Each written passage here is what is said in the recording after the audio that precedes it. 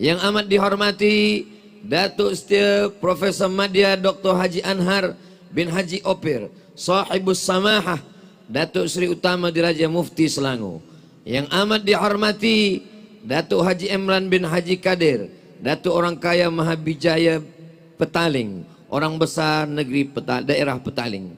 Yang amat dihormati Profesor Ajung Datuk Setia Salahuddin bin Saidin, ahli Dewan Diraja Selangor.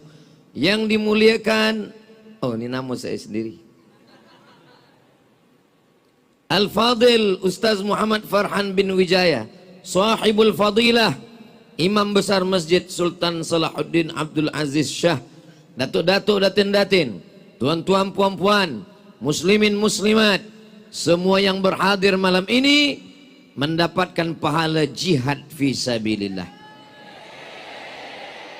Man kharaja fi talabil ilmi, siapa yang keluar rumah dengan meniat menuntut ilmu, fahuwa fi sabilillah, dia sama seperti orang yang berjihad fi sabilillah hatta yarji'a, sampai dia balik pulang ke rumah.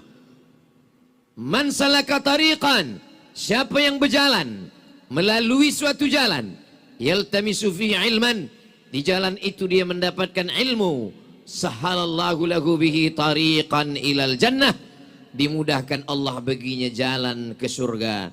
Majtama'a qaumun, sekelompok orang, yajtami'una fi baitin min buyutillah, berkumpul di rumah Allah, yatsluna kitab Allah, membaca ayat-ayat Allah, wa yatadarasunahu fima bainahum, mengkaji isinya. Tiga yang sedang kita lakukan sekarang ini. Duduk di rumah Allah, membaca ayat-ayat Allah, mengkaji hadis-hadis Rasulullah, membaca fatwa-fatwa para ulama pewaris Nabi, mengkaji isinya, membaca ayat, duduk berkumpul bersama. Allah balas 4. Nazalat alaihimus sakinah, diturunkan ketenangan ke dalam hati. Ghasyat bihimur rahmah, mereka diliputi rahmat kasih sayang Allah. Hafat bihimul malaikah, kita semua dikelilingi oleh para malaikat. Wa dzakarahumullahu fiman indah, kita malam ini disebut-sebut, dibanggakan Allah kepada para malaikatnya insyaallah. Amin ya rabbal alamin. Tajuk kita malam ini adalah Muslim yang merdeka. Kalau tuan memakan rambai, rambai dibeli di kota Padang. Kepada jamaah, tangan jangan melambai, isi tazkirah boleh hilang. Nah itu dia, hilang apa yang nak saya sampaikan. Merdeka daripada apa? Merdeka yang pertama adalah Muslim merdeka daripada takhayul. Takhayul dari kata khayal. Takhayyala yatakhayyalu takhayyulan. Takhayul. Apa contoh takhayul? Dulu orang musyrik jahiliyah, bila dia nak pergi berniaga, dia ambil batu, dia lemparkan kepada burung yang hinggap di dahan. Bila burung itu pergi ke arah Yaman, beruntung. Yaman, beruntung. Tapi bila burung itu pergi ke arah Syam, Syam, asyukmu, rugi, sial, gagal, tak ada untung. Percaya kepada burung. Maka datang Nabi SAW. Umat Islam, orang beriman, isi kepalanya mesti merdeka daripada ini, daripada takhayul ini. Maka kata Nabi, man tatayyara falaysa minna, siapa yang percaya kepada tatayyur. Tatayyur diambil dari kata tair. Tair artinya burung. Percaya kepada burung, maka bukan umat Nabi Muhammad sallallahu alaihi wasallam. Oh, kalau begitu kita tak boleh membela memelihara burung. Boleh. Tapi kalau memelihara burung, burungnya berpasang-pasangan, lelaki dan perempuan, betina, jantan dan betina. Jangan burung seekor saja. Pagi, petang, siang, malam, yang punya burung memanggil burung, kata burung makin menjerit burung, dia kata makin elok, padahal burung tu menjerit bini, gitu burung. Jangan menyiksa burung. Saya dengan almarhum Ustaz Arifin Ilham di Bogor, kami buat sarang burung yang besar, lalu jamaah-jamaah menyerahkan burung yang dia bela di rumah. Manakala kami lepaskan, sedih, meniti air mata.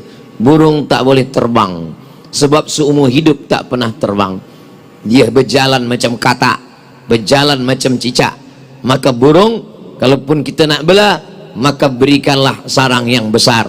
Saya termasuk orang yang suka memelihara burung.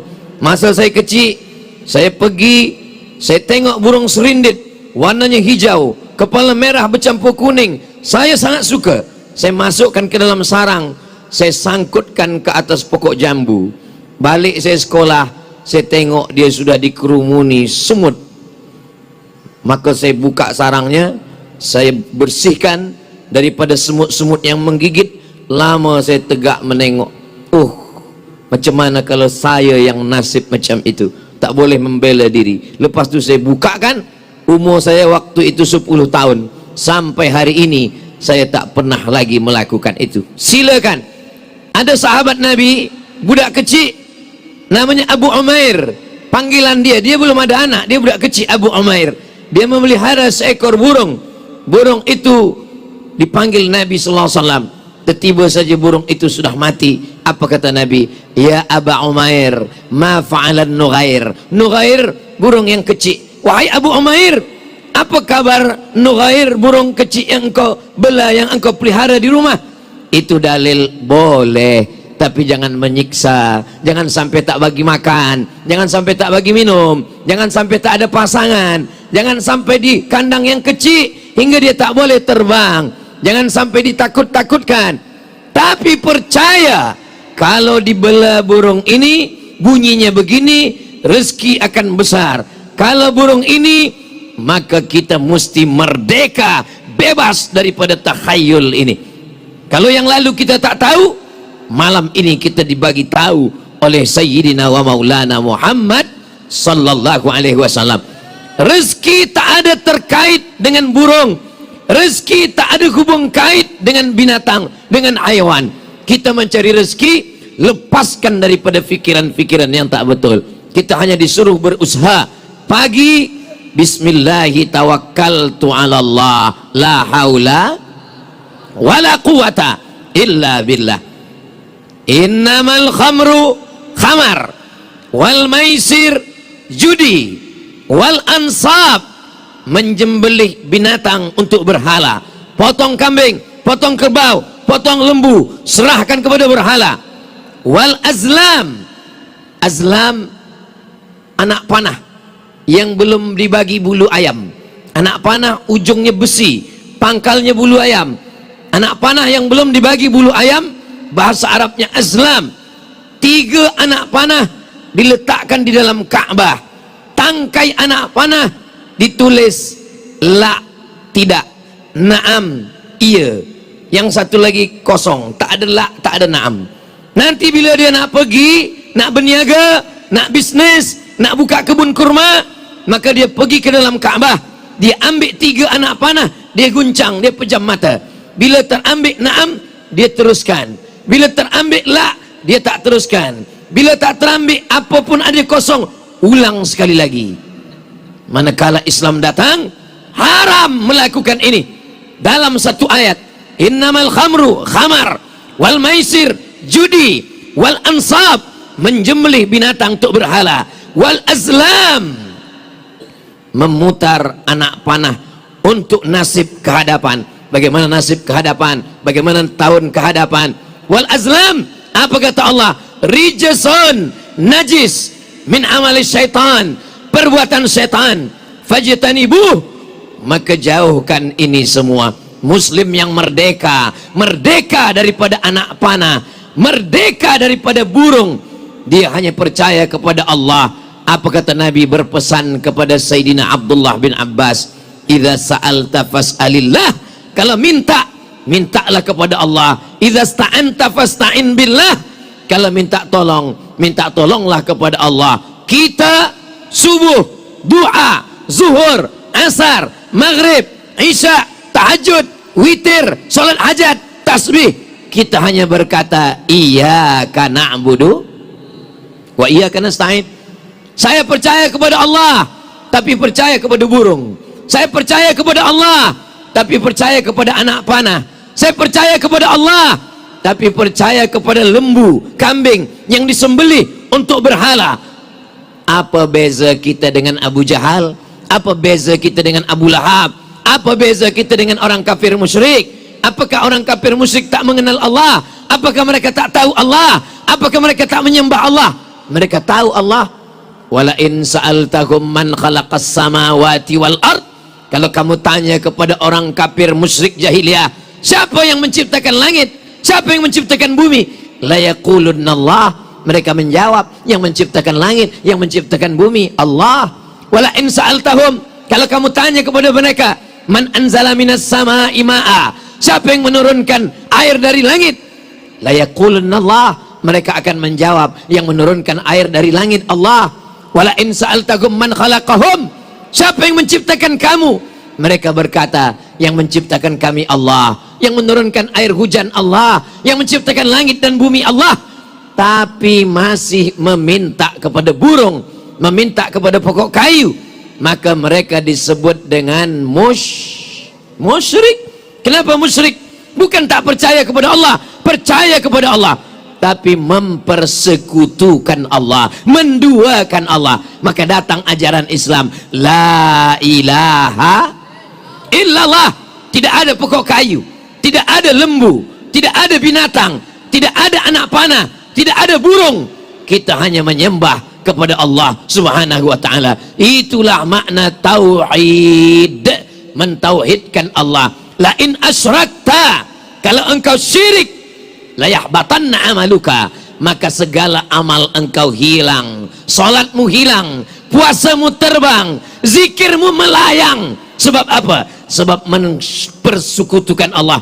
Ya bunayya, kata Luqman berpesan kepada anaknya, ya bunayya, wahai ananda, la tusyrik billah, jangan engkau persekutukan Allah. Inna syirka la zulmun azim, karena sesungguhnya syirik adalah perbuatan zalim yang paling besar. Bagaimana kalau orang pernah syirik? Man atakahinan, sesiapa yang datang kepada dukun, kepada bomoh, fasaddaqahu bima yaqul, percaya kepada bomoh, percaya kepada dukun, falam tuqbal lahu salatun arba'ina lailah, tak diterima sembayangnya 40 hari 40 malam. Dulu orang datang ke rumah bomoh, datang ke rumah dukun. Sekarang tak perlu lagi datang, sebab dia dah ada website www.dukun.com. Kirim ke number 9090, jangan lupa spasi rek dukun. Dia datang ke rumah kita, dia masuk ke bilik kita, dia masuk ke Instagram kita, dia masuk ke dalam sosial media kita, dia menantang kita. Apa yang kita lakukan? Abdul Somad selama hayat di kandang badan, selama masih boleh bersuara, selama masih lagi diberikan Allah kesempatan, tidak akan pernah bosan, tidak akan pernah muak, tidak pernah akan takut, kerana Allah menyelamatkan umat ini. Apa kata Nabi? Man atakahinan, siapa yang datang kepada dukun, datang kepada bomoh, fasaddaqahu bima yaqul, percaya kepada apa yang dia katakan, faqad kafara bima unzila ala Muhammad, maka dia sudah kafir kepada apa yang diturunkan kepada Sayyidina wa Maulana Muhammad sallallahu alaihi wasallam. Kenapa mereka tahu? Kenapa mereka tahu bahwa akan ada budak kecil yang lahir yang akan mengambil mahkota dari kepala Fir'aun? Mereka tahu kerana mereka mendapatkan bisikan dari syaitan. Setan mendengar bisikan dari langit, satu bisikan, mereka tambah dengan 99 kedustaan. Semua dukun berkawan dengan setan. Maka ada satu surat dalam Al-Quran, namanya surat Al-Jin. Fariqum minal jinni, ada setengah insi, fariqum minal insi, setengah manusia, ya'udzuuna birijalin minal jinni, mereka berkawan, mereka bersahabat, mereka berteman dengan jin. kita ada dua makhluk yang diciptakan Allah. Wa ma khalaqatul jinna wal insa. Dalam ayat lain, alladzi waswisu fi sudurin nas minal jinnati wan nas. Mereka terbagi kepada dua. Ada yang Islam. Wa anna minnal muslimun. Kami ada yang jin muslim. Wa minnal qasitun. Dan kami ada yang jin kafir. Bagaimana dengan yang muslim? Taharraw rasyada, selalu mencari rasyada, jalan yang lurus, jalan yang baik. Bagaimana dengan yang kafir? Kanu li jahannam hataba, mereka akan menjadi bahan bakar, kayu bakarnya neraka jahanam. Jadi kalau begitu neraka jahanam itu kayu bakarnya tiga. Yang pertama, waquduhan nas, manusia, wal hijarah, batu-batu berhala. Yang ketiga, kanu li jahannam hataba, yaitu setan-setan. Setan terdiri daripada dua, tersusun daripada dua. Yang pertama, syayatinul jinni wal insi. Ada yang datang dari kalangan jin, ada yang datang dari kalangan manusia. Yang dari kalangan jin, kita bacakan ayat kursi, insya Allah dia pergi. Tapi kalau yang dari kalangan manusia, kita bacakan ayat kursi, dia hafal Yasin pula. Itulah mengapa kalau dah kita bacakan ayat kursi dia tak pergi, maka kursi itu sekalian kita bagi ke dia. Kita buat baik. Alladzi waswisu, berbisik-bisik. Di mana dia berbisik? Bukan di telinga. Fi sudurin nas, di hati manusia. Maka hati itu dipenuhkan dengan zikir. Subhanallah zikir, alhamdulillah zikir, Allahu akbar zikir. Subhanallah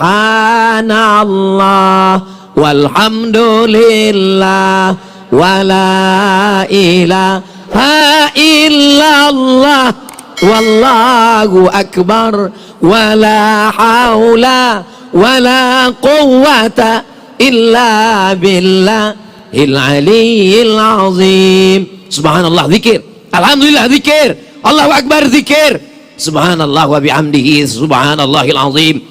Mulut menyebut, telinga mendengar, hati khusyuk, pikiran mengawasi, memperhatikan. Bukan setakat mulut saja. Itulah yang menghalau. Apa kata Imam Abdul Wahab Asy-Sya'rani, di antara wali Allah yang menulis kitab Jami' Karamatil Auliya, kumpulan karamah-karamah para wali. Beliau juga yang menulis kitab Tambihul Mughtarrin, peringatan bagi orang yang tertipu, yang merasa dapat karamah padahal dia sedang dipermainkan oleh syaitan. Maka kata Imam Abdul Wahab Asy-Sya'rani, berzikir itu bergetar dari ujung rambut kepada ujung kaki. Itulah mengapa kita berzikir selalu kuat. Afdalu zikri fa'lam annahu la ilaha illallah. Pergi membuka hutan, ada setan, datang jin. Maka para mufti, para ulama dulu, para datuk-datuk yang dekat dengan para ulama, ketika akan membuka kebun, akan membuka sawah, akan membuka hutan, mereka takut pada gangguan setan. Mereka pun berzikir di tengah hutan. Afdalu zikri fa'lam annahu la ilaha illallah. Untuk apa? Menghalau itu semua.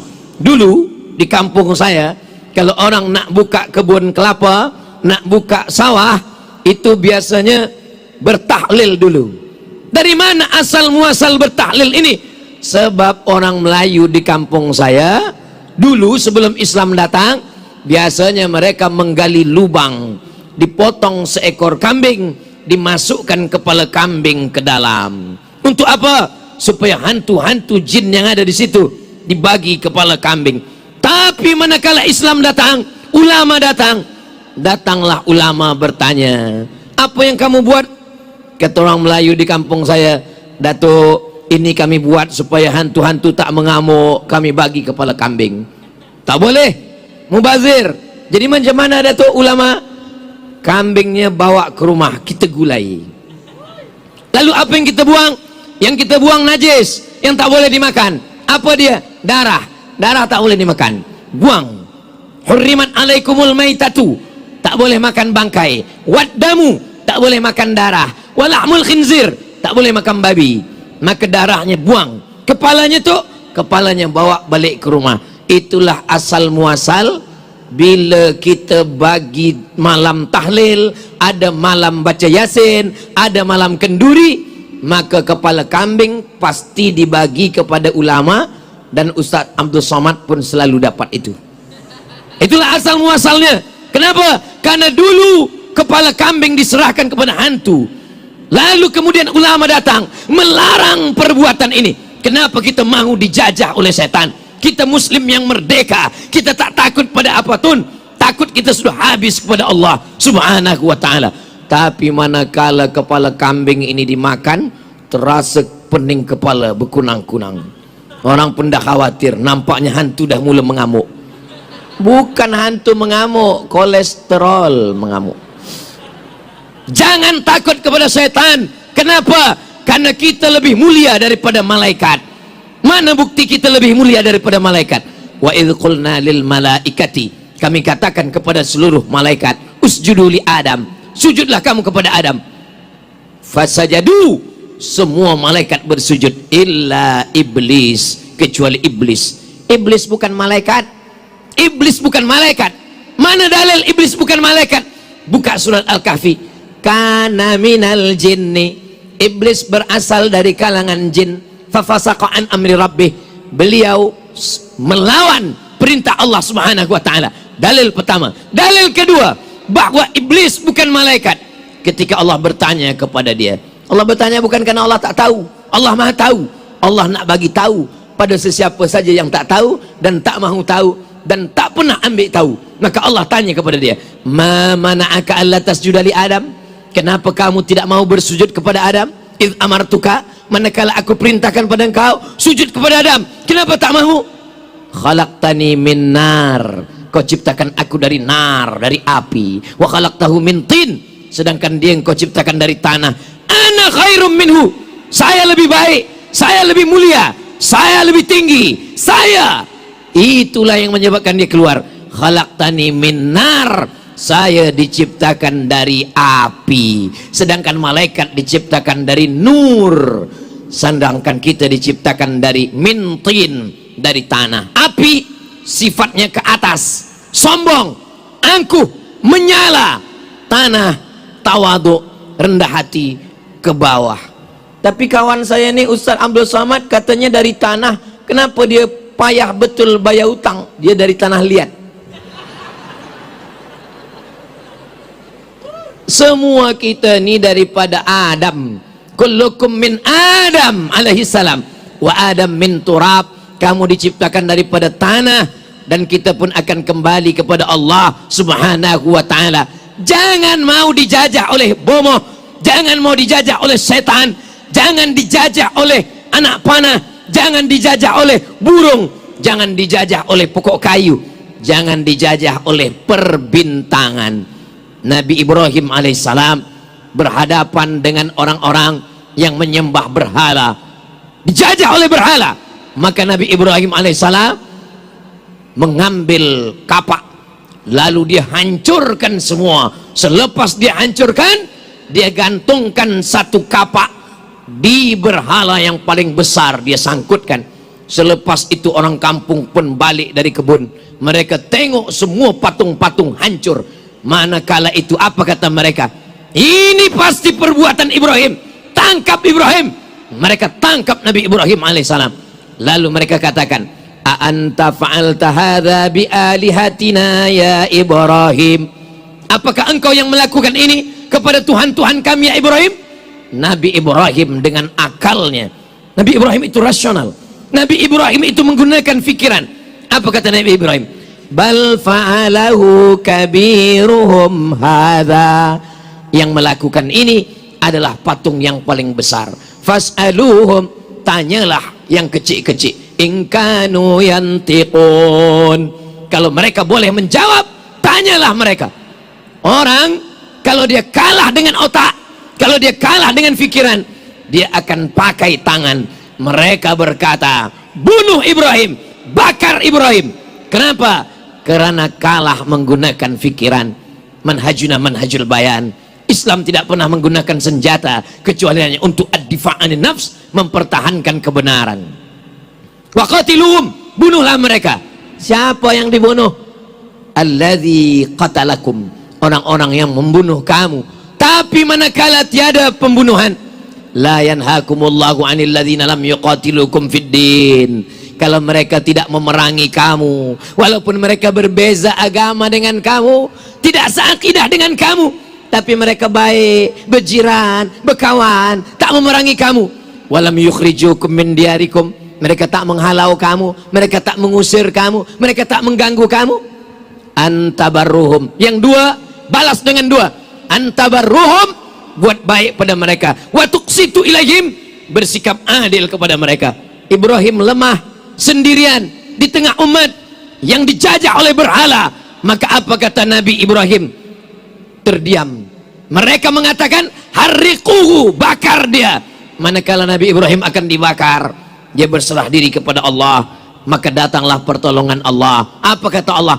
Ya nar, wahai api, kuni, jadilah engkau bardan, sejuk, wasalaman, selamat, ala Ibrahim, kepada Ibrahim.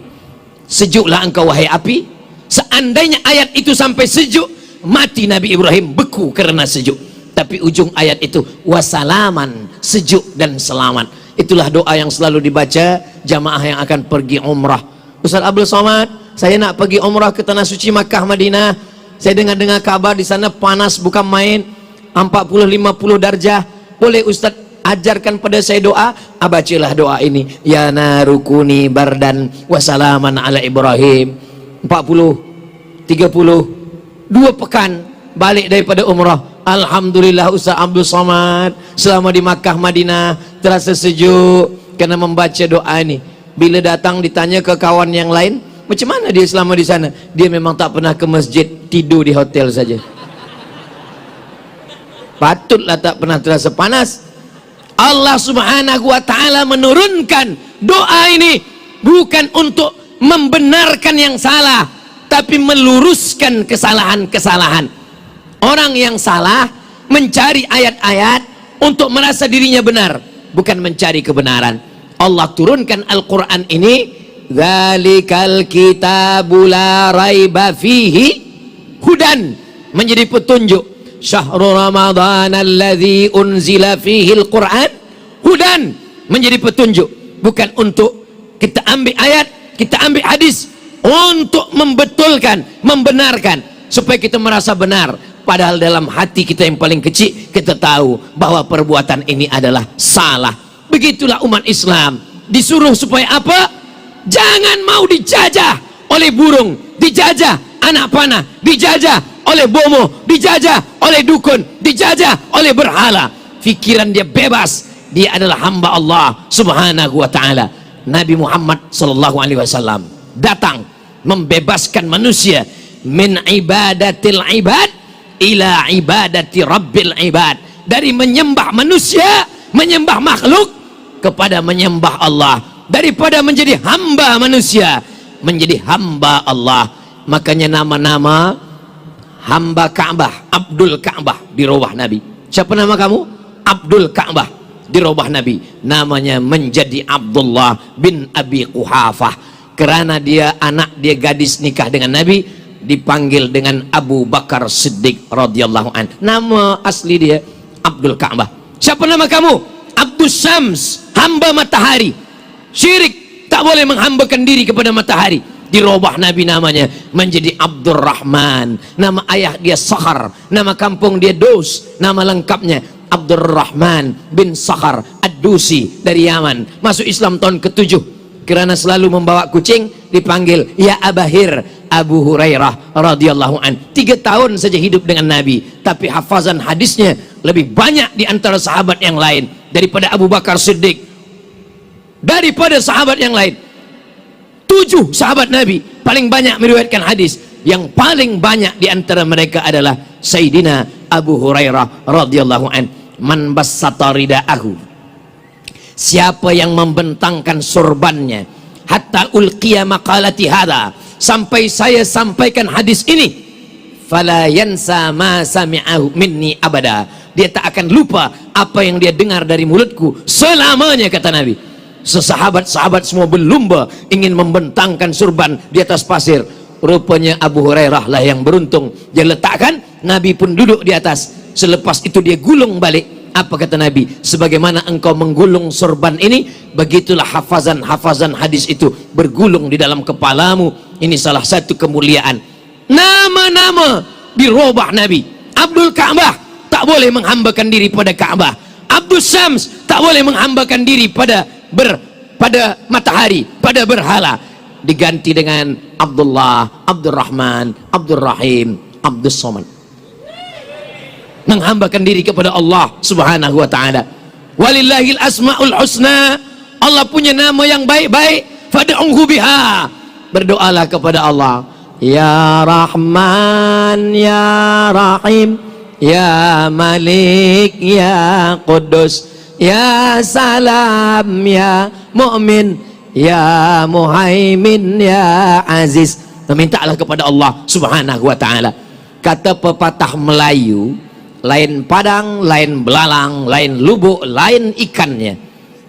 Tapi mereka dulu jahiliyah, lain padang, lain belalang, lain lubuk, lain ikannya, lain kampung, lain Tuhannya.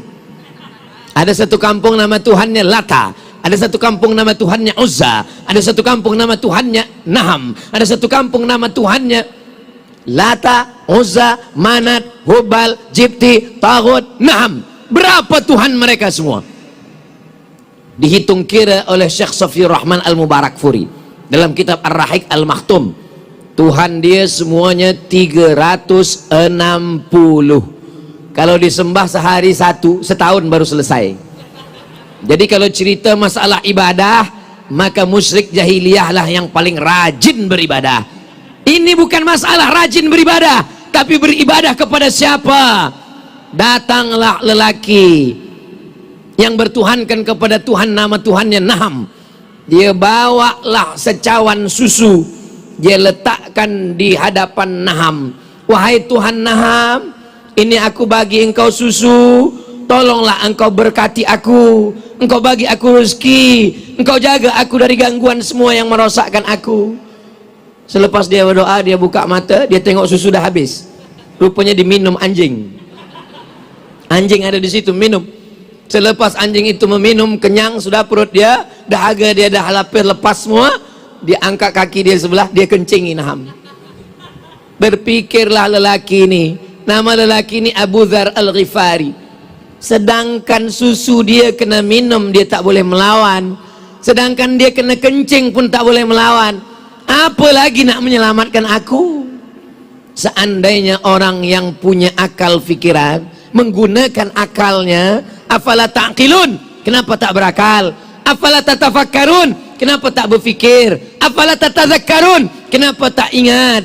Inna sam'a, pendengaran, wal basar, penglihatan, wal fuad, hati dan pikiran, kullu ulaika kana anhu mas'ula, semua akan disoal, semua akan ditanya, semua akan dituntut, semua akan diminta tanggung jawab di hadapan Allah Subhanahu wa ta'ala.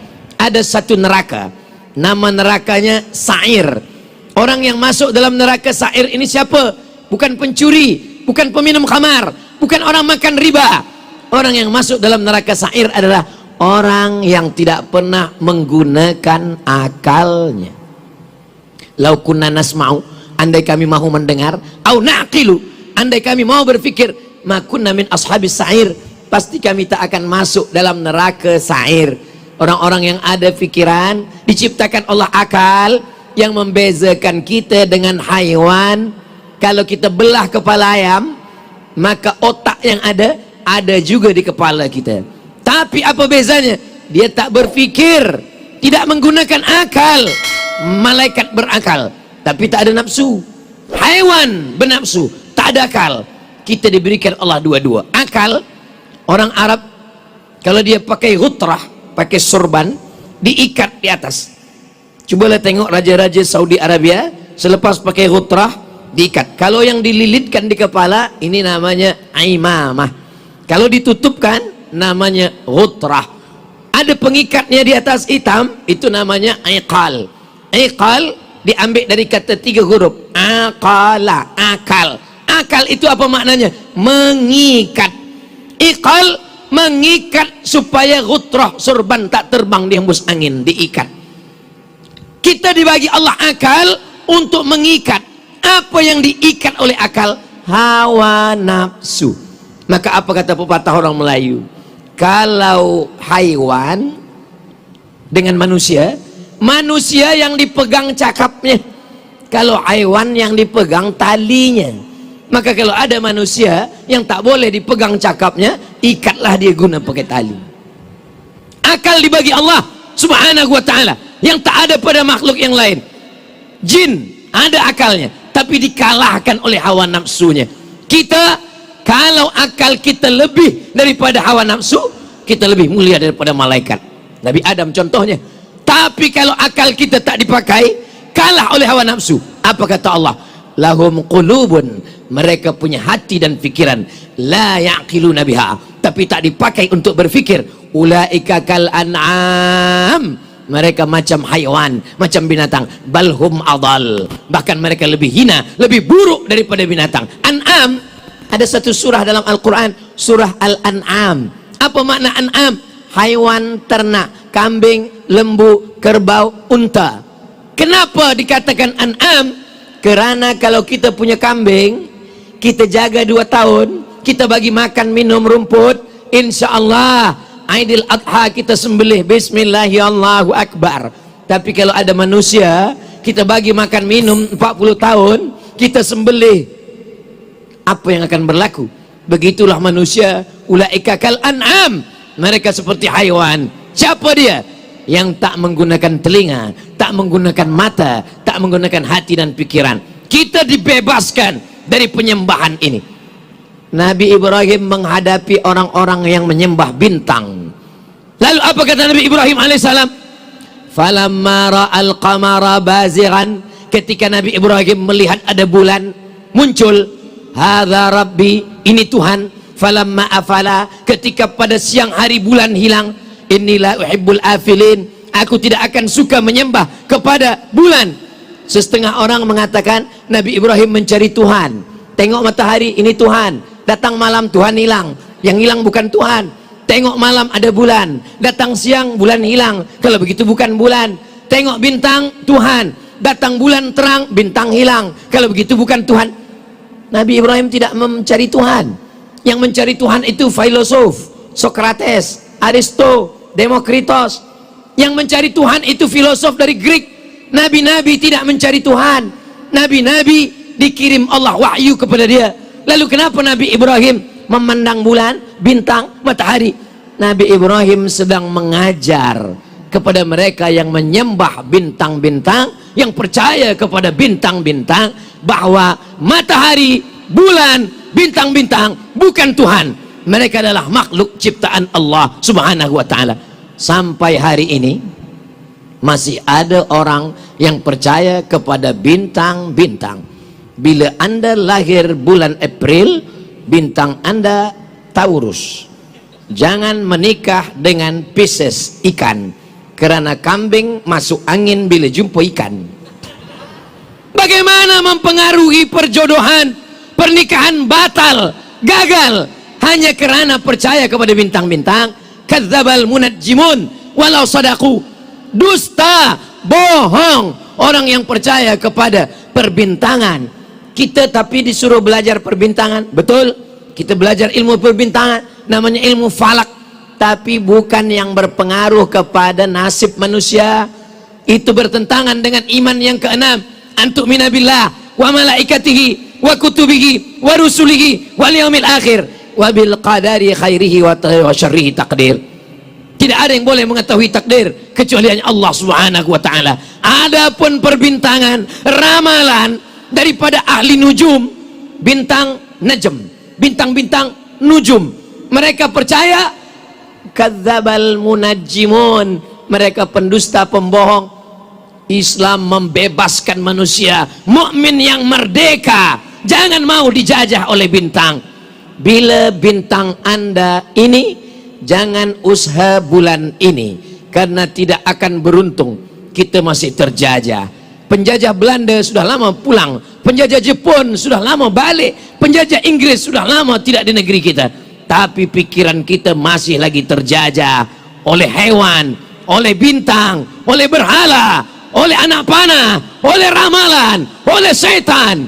Nampaknya modern, nampaknya hebat, tapi sebenarnya pikiran masih lagi jahiliyah. Itu yang dikatakan oleh Muhammad Qutb, jahiliyah qarnil ishrin. Jahiliyah, jahil, bodoh. Apakah orang jahiliyah itu betul-betul bodoh? Tidak. Mereka orang-orang yang smart, cerdas, pandai. Mereka pandai berniaga. Dalam surat Quraisy, li'ilafi Quraisy, perjalanan orang Quraisy, ilafihim rihlatas syita was saif. Syita musim sejuk, musim dingin, musim salji, musim ais. Saif musim panas. Perjalanan orang Quraisy, Makkah di tengah, Madinah di atas, Syam atas sekali, Yaman di bawah. Yaman di bawah, Makkah, Madinah, Syam. Nabi Muhammad di tengah. Bila musim dingin, musim sejuk, mereka pergi ke Yaman. Kenapa? Karena kalau musim sejuk mereka ke Syam, turun salji, sejuk sangat. Maka musim sejuk mereka pergi ke Yaman. Musim panas mereka pergi ke Syam. Karena kalau musim panas ke Yaman, sangat panas sekali.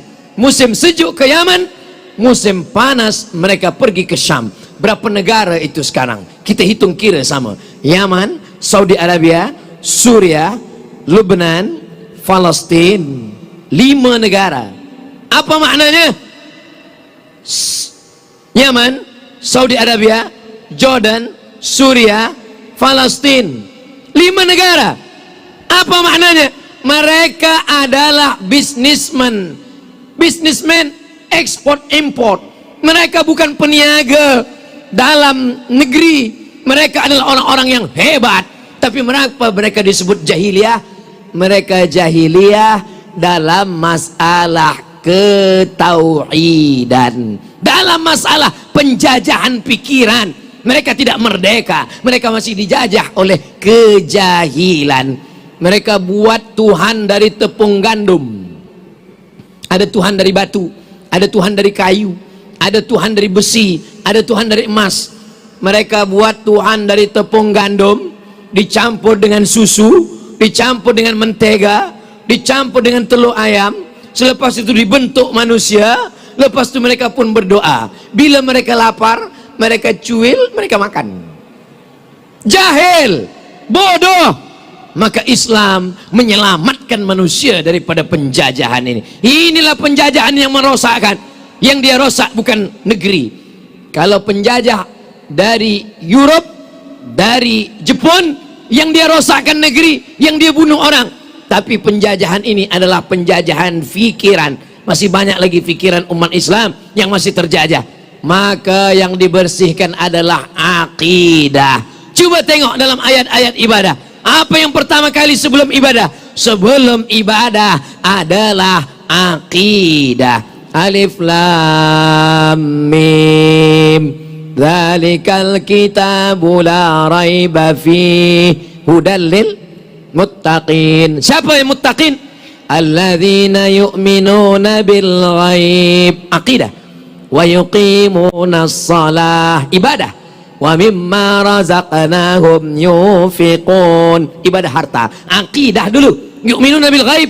Allah ghaib, malaikat ghaib, surga ghaib, kiraman katibin ghaib. Ghaib. Ghaibul ghuyub. Yang paling ghaib di antara yang ghaib adalah Allah Subhanahu wa taala. Akidah dulu baru ibadah. Ya ayyuhalladzina amanu. Akidah. Kutiba alaikumus shiyam. Ibadah. Kama kutiba alal ladzina min qablikum. Sejarah. La'allakum tattaqun. Akhlak, takut kepada Allah Subhanahu wa taala. Semua berawal daripada akidah. Mencari menantu, idza ja'akum, kalau datang kepada kamu, wahai bapak, wahai ibu, ada anak gadis, kemanakan kamu, cucu kamu, datang lelaki meminang, apa dulu yang dipandang? Akidah. Jangan sampai terjajah dengan menantu yang setengah Fir'aun, setengah Abu Jahal, setengah Abu Lahab. Tak percaya kepada Allah, percaya kepada Allah, tapi masih percaya kepada makhluk-makhluk yang merosakkan akal fikirannya, Maka dalam Islam diajarkan, idza ja'akum man tardawna din. Kalau yang datang meminang anak gadis kamu, kemanakan kamu, cucu kamu, perempuan yang kamu walikan, yang pertama pandang adalah din agamanya. Setelah din, wa khuluqahu akhlak. Itu kalau mencari menantu lelaki. Bagaimana kalau yang lelaki mencari perempuan? Yang senyum, yang belum nikah aja. Yang sudah, jaga aja lah yang ada. Kalau lelaki mencari perempuan, 4. Tungkahul mar'atu li arba'. Perempuan itu dinikahi karena 4. Yang pertama, 5 liha, hartanya. Hah? Tadi kata Ustaz Somad, agama dulu. Ini kenapa harta dulu? 5 liha, hartanya. Kamu nikah dengan dia? Iya. Kenapa kamu nikah dengan dia? Sebenarnya yang mahu dengan saya ini banyak, Ustaz Abdul Somad, tapi dialah satu-satunya yang paling kaya. Cincin emasnya 10. Ayah dia sakit, sedang di ICU, tak lama lagi mati. 5 liha, karena hartanya. Yang kedua, wali hasabiha, karena keturunannya. Kamu nikah dengan dia? Iya. Kenapa dengan dia? Karena dia bangsawan. Apa itu bangsawan? Bangsa yang hidup di awan. Yang ketiga, wali jamaliha, karena cantiknya. Macam mana cantiknya? Rambut bak mayang terurai, pipi bak pauh dilayang, alis bak semut beriring, bibir bak delima merekah. Tapi kata Nabi, fazfar bidzatid din. Coba tengok, fazfar bidzatid din. Pandanglah kerana agamanya. Berapa banyak perempuan lama hidup banyak dirasa, jauh berjalan banyak ditengok, lama menjadi ustaz. Banyak jamaah yang mengadu, Ustaz Abdul Somad, saya sangka dulu nikah dengan dia saya akan bahagia. Saya tengok rumah dia besar, kereta dia besar, duit dia banyak. Rupanya saya tiada merasakan kebahagiaan. Kenapa? Dia tak sembayang. Dia masih lagi percaya kepada setan, masih lagi meminta kepada hantu. Saya heran juga, tak tahu di Malaysia. Kalau di kampung saya, hantu selalu disebut dia biru, hantu belau. Apa maknanya? Bahwa mereka belum lepas daripada penjajahan. Inilah di agama Islam, selepas pikiran kita bebas, merdeka, barulah kita boleh melawan yang di luar. Yang tadi semua itu di dalam, sekarang yang di luar. Siapapun yang mau menjajah kita, maka tiada boleh menjajah kita. Kenapa negeri kita merdeka? Karena umat Islam ada satu ajaran. Inilah yang paling ditakuti, namanya jihad. Kenapa orang Palestin tak pindah ke Australia? Kenapa orang Palestin tak pindah ke Amerika? Mereka duduk di Palestina. Saya masa di Maghribi, satu asrama dengan orang Palestina. Saya tanya, kenapa awak di Palestina? Lepas nanti belajar, ambil master PhD di Maghribi, nanti nak cari kerja ke negara lain, kata balik ke Palestin. Saya akan balik. Kenapa tak pergi ke tempat lain? Awak ada PhD doktor? Saya ingin mati syahid. Manakala dihitung kira semua budak-budak yang lahir, diadakan survei, apa yang terjadi? 99% budak-budak di Palestina bila ditanya, kamu ingin jadi apa? Kami ingin mati syahid, jihad. Itulah yang paling ditakutkan mereka dulu. Ulama-ulama dulu mengajarkan jihad. Siapa saja yang membunuh Belanda, kalau dia mati, maka matinya mati syahid. Maka mereka menjerit berteriak, Allahu Akbar. Maka pergilah para penjajah. Kenapa? Teriakan Allahu Akbar menggema. Itulah yang membuat kita bebas daripada penjajahan. Allah Subhanahu wa ta'ala menghilangkan rasa takut dari dalam hati mereka. 4 keutamaan. Pertama, sakratul mautnya kal qarsi, seperti cubitan pada kulit yang lembut. Nabi ketika Isra Mi'raj bertanya kepada orang yang sudah mati ribuan tahun, macam mana kamu mengalami, menjalani, merasakan mati? Seperti kulit kambing yang dilepas hidup-hidup, seperti mata kail pancing dari kulit yang basah, seperti tebasan pedang beratus kali di tempat yang sama. Tapi orang yang mati syahid seperti cubitan lembut di atas kulit. Yang kedua, dia tiada azab kubur. kita berdoa, Allahumma inni a'udzubika min adzabi jahannam wa min adzabil qabri wa min fitnatil mahya wal mamat wa min syarri fitnatil masiihid dajjal. Yang ketiga, dia tiada hisab. Kita masih lagi berdoa supaya kami dihisab hisaban yasira, dengan hisab yang ringan, yang mudah. Mereka tak ada hisab dan mereka terus saja masuk ke dalam syurga Allah Subhanahu wa taala. Mereka disebut dengan syahid. Makna syahid, syahid memandang, syahid masyhud dipandang. Kenapa orang yang mati syahid itu disebut masyhud? Karena malaikat-malaikat turun memandang kematiannya, datang melawat kematiannya, menyambutnya hingga ke pintu langit. Kenapa mereka disebut dengan syahid memandang? Karena sebelum mereka mati, malaikat mengepakkan sayapnya, mereka memandang tempat dia di dalam surga. Itulah mengapa mereka tersenyum saat mati. Kenapa? Karena dia dah nampak tempatnya di dalam surga. Ustaz Abdul Somad, jangankan tempat di surga, parking di Masjid Shah Alam pun belum nampak baru tadi. Kita tak tahu nak masuk dari pintu mana pun kita tak tahu. Belum kan tempat kita di surga. Maka ketika kita tahu tempat itu, ditunjukkan Allah, janji Allah dalam Al-Quran, innalladzina qalu rabbuna Allah, orang-orang yang berkata Rabbku Allah, sumastaqamu, kemudian mereka istiqamah, tatanazzalu alaihimul malaikah, maka akan turun kepada malaikat. Sebelum mati datang malaikat, malaikat maut, bukan malaikat maut, malaikat maut nanti waktu mati. Sebelum mati datang malaikat, malaikat itu membisikkan kepada mereka. Apa kata malaikat? Alla takhafu, jangan takut, wala tahzanu, jangan bersedih. Orang yang nak mati itu dua. Yang pertama takut, takut titian siratal mustaqim, takut sakratul maut, takut azab kubur, takut hisab, takut padang mahsyar, takut neraka, takut. Maka datang malaikat mengatakan alla takhafu, jangan takut. Yang kedua sedih, sedih meninggalkan kereta yang belum lagi selesai iurannya, sedih meninggalkan rumah yang besar, sedih meninggalkan istri yang hanya bertahan 4 bulan 10 hari, lepas itu dia pun akan diambil orang. Sedih. Apa kata malaikat? Alla takhafu, jangan takut, wala tahzanu, jangan sedih. Selepas takutnya hilang, sedihnya hilang, hatinya kosong. Apa kata malaikat yang ketiga?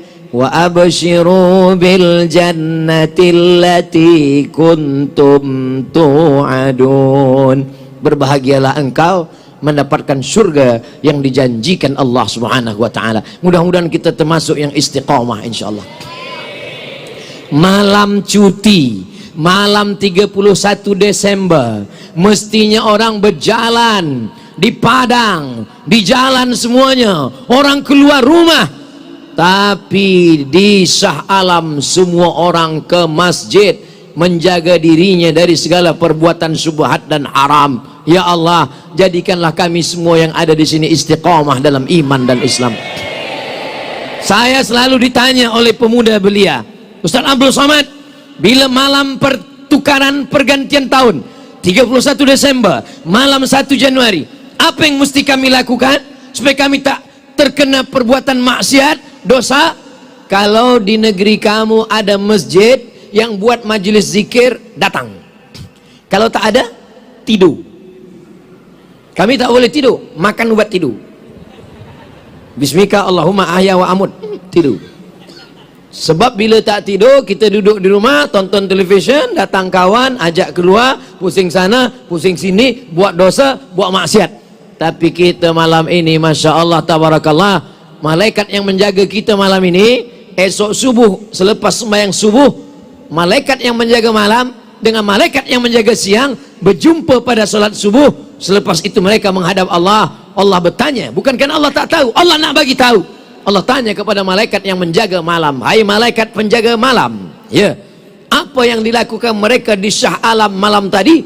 Mereka ramai berkumpul. Buat apa? Konsert.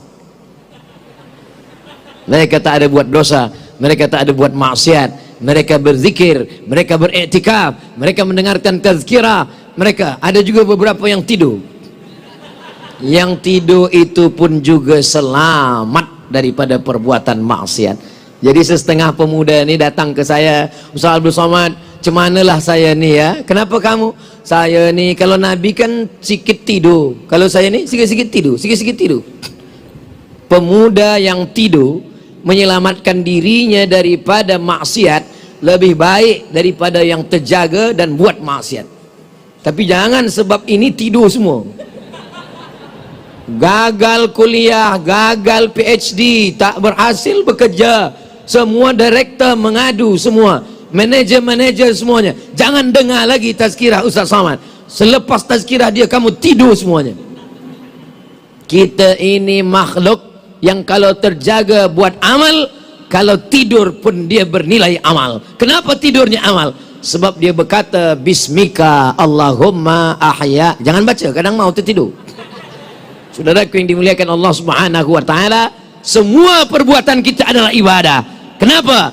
Karena kita tidak mahu dijajah oleh siapapun. Bagaimana dengan orang-orang yang masih dijajah jiwanya, dirinya? Siapa yang menjajah kita? Tidak ada yang boleh menjajah kita. Kita manusia yang bebas, dilahirkan dari rahim ibu kita, tidak membawa dosa. Dalam Islam tak ada orang yang lahir membawa dosa, dan kita pula tidak membawa dosa orang lain. Wala taziru waziratu wizra ukhra. Kamu tidak membawa dosa orang lain. Oh, jadi dalam Islam tak ada kita kena azab sebab dosa orang lain. Mana ada? Tapi ada dalam hadis Ustaz. Innal mayyita, mayat, la yu'azzabu, diazab bibukai ahlihi, kerana istrinya menangis. Istri menangis, suami kena azab. Maka kadang bila suami meninggal, istri menangis, abang datang Ustaz, jangan menangis, jangan menangis, nanti dia kena azab. Jangan menangis, dia kena azab. Kata suami-suami, susah betul lah hidup kami ni. Waktu hidup pun kena azab, dah mati pun kena azab juga. Kenapa kami ini begini? Hadis itu sahih. Hadis istri menangis, suami kena azab tu hadisnya sahih. Tapi mafhumnya yang tak sahih. Apa mafhumnya? Mafhumnya zaman jahiliyah dulu, orang-orang kaya nak tunjukkan kayanya, maka dia jemput grup menangis. Saya kaya, bila saya nak mati, saya pesan ke istri saya, istriku, nanti bila aku mati, biar supaya semua masyarakat ni tahu kita kaya, engkau undang grup menangis yang paling kuat ya. Ada level nangisnya sikit aja. Itu grup yang ekonomik. Tapi kalau yang itu VVIP, engkau jemput grup ni ya. Lalu istrinya melaksanakan wasiat itu. Dia keluar duit untuk menjemput grup menangis tadi demi mengangkat harkat martabat suaminya. Itulah yang diazab. Bacalah asbabul wurud.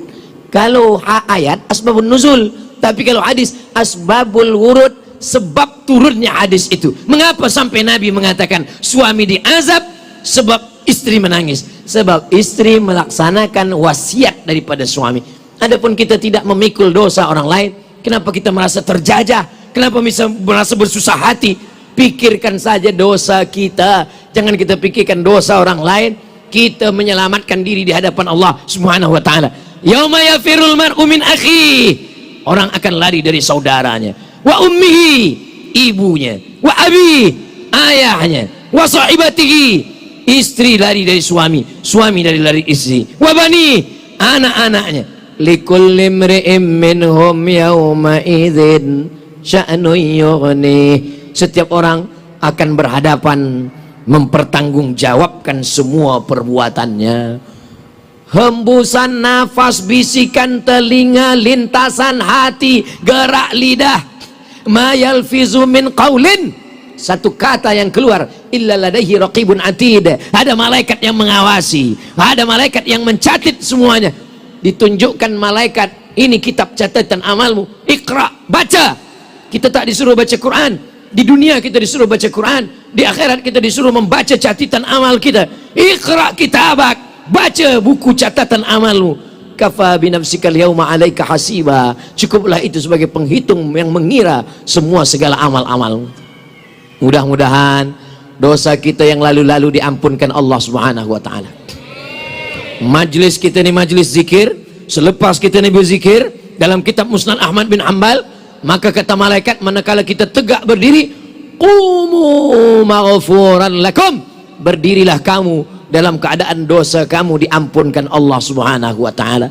Banyak-banyak beristighfar dosa-dosa yang lalu. Saya Ustaz Abdul Somad lamalah nak ingin bertaubat, tapi rasanya malam ni lah saya ingin bertobat atas dosa malam. Macam mana cara bertobat? Mandi taubat. Macam mana cara mandi taubat? Basah semua dari ujung rambut sampai ke ujung kaki, semua basah. Kaki dulu basah apa kepala? Itu tak diatur dalam Islam. Nak kaki dulu, nak kepala dulu. Kalau pergi ke Port Dickson, kepala dulu, InsyaAllah. Kalau mandinya di laut, bukan cuma dosa hilang, engkau hilang sekali. Ma min muslimin yudhnibu dzamban. Kalau kita ada dosa, summa yatatahhar, mandi. Tak boleh mandi, kata doktor, jangan mandi tuan, nanti kalau mandi ini ada sakit tulang mati. Wuduk saja. Wuduk pun tak boleh juga. Tayamum. Tayamum tak boleh, ditayamumkan. Tak ada jalan lain, tayamum habis. Tak ada orang tak boleh tayamum. Selepas itu summa yusalli raka'ataini, sembahyang sunat taubat. Usalli sunnatat taubat raka'ataini lillahi ta'ala. Setelah itu summa yastaghfirullah, beristighfar minta ampun kepada Allah. Sependek-pendek astaghfirullah, agak panjang astaghfirullahalazim, lebih panjang astaghfirullahalazim alladzi la ilaha illa huwal hayyul qayyum wa atubu ilaih. Yang paling panjang sayyidul istighfar. Allahumma anta rabbi la ilaha illa anta khalaqtani wa ana 'abduka wa ana 'ala ahdika wa wa'dika ma stata'tu a'udzubika min syarri ma sana'tu abu'u laka bi ni'matika 'alayya wa abu'u bi dhanbi faghfir li fa innahu la yaghfiru dzunuba illa anta. Dibaca sekarang, tak ada yang menghalangi kita masuk surga kecuali kematian. Dibaca siang, tak ada yang menghalangi kita masuk ke surga kecuali kematian. Maknanya mati masuk ke dalam surga. Dosa kepada Allah, kepada jiran, kepada kawan, kepada sahabat, kepada ayah, kepada ibu, kepada saudara, tak boleh ditebus dengan solat sunat taubat. Mesti minta ampun, minta maaf. Kamu udah minta maaf, minta ampun. Rasanya sekarang kan lah tak lama lagi Rajab, Sya'ban, Ramadan, Aidil Fitri lah Ustaz. Yakin betul malaikat maut datang selepas Aidil Fitri. Jangan tunda. Nabi naik ke atas mimbar hari Rabu, Khamis, Jumat, Sabtu, Ahad, Isnin. Hari Isnin Nabi meninggal. Hari Rabu Nabi naik. Apa kata Nabi di atas mimbar? Man kuntu jalattu lahu zahran, siapa yang pundaknya pernah aku cambuk, aku nak mencambuk kuda, ujung cambuk kena pundak dia, falyastaqid minhu, sila balas. Sahabat semua menunduk, tak ada yang membalas. Mereka sedih. Nabi minta maaf, mereka tahu ni tak lama lagi. Lalu kemudian apa kata Nabi? Man kuntu syatamtu lahu irdan, siapa yang aku caci maki, kataku kasar, luka hatinya, falyastaqid minhu, balas, sila balas. Nabi bercakap, semua sahabat dia. Yang ketiga apa kata Nabi? Siapa yang ada duitnya aku pinjam, sila tuntut. Bahu, semua sahabat memaafkan. Hati, semua sahabat memaafkan. Duit, tegak. Memang duit ni susah nak maafkan. Tegak sahabat. Apa kata sahabat? Inna laka alayya thalatha darahim, engkau punya utang 3 dirham. Duit emas dinar, duit perak dirham. Engkau ada utang 3 dirham.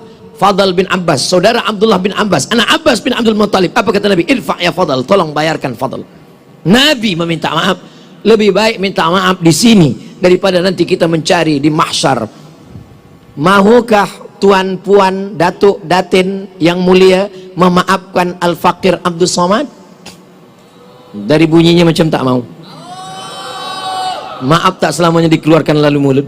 Mungkin dalam hati kita meminta maaf. Masalah orang tak memaafkan kita, itu bukan urusan kita. Yang penting kita merendahkan diri kita, merendahkan hati kita. Kita adalah orang yang paling banyak silap dan salah. Saya tak pernah silap, saya tak pernah salah, saya tak pernah lupa.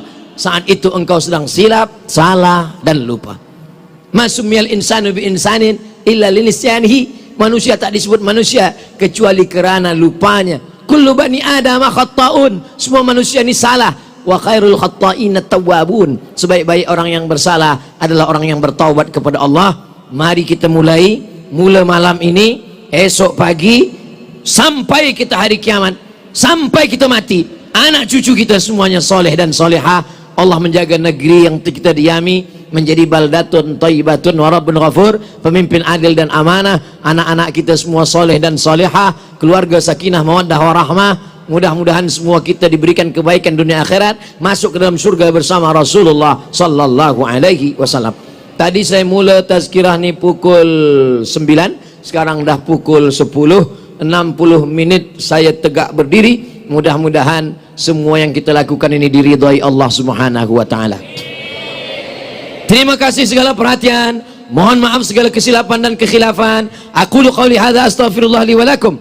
Jaga ketertiban, jaga keselamatan. Subhanakallahumma wa bihamdika asyhadu an la ilaha illa anta astaghfiruka wa atubu ilaih. Wa sallallahu ala sayyidina Muhammad wa ala alihi washabihi wasallam. Walhamdulillahi rabbil alamin. Wassalamu alaikum warahmatullahi wabarakatuh.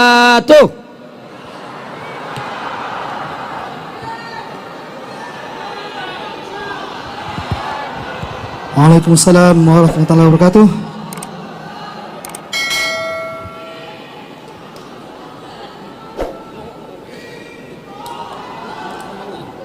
Oke, baik teman-teman.